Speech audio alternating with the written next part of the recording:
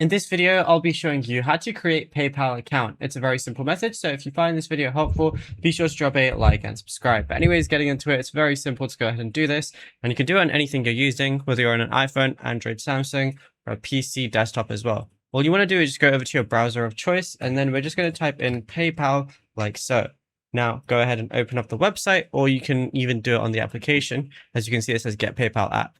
Now, on the top right, you're going to see login and sign up. What we're going to do is press sign up right here. You can choose if you want to do it for personal or business needs. So we're just going to select personal. Now it's going to ask you for your sign up for PayPal, like your email address. Once you type it in, it's going to ask for your phone number. This is by continuing. You confirm that you're authorized to use this phone number and agree to receive text messages. So make sure it's your phone number. Once you do that, you're then going to have to create your password, and you can use 8 to 20 characters and use 2 of the following letters, numbers, or symbols like any of this. So once you do that, you're then going to be able to make your account. And yeah, it's as simple as that. Now, if you found this video helpful, be sure to drop a like and subscribe.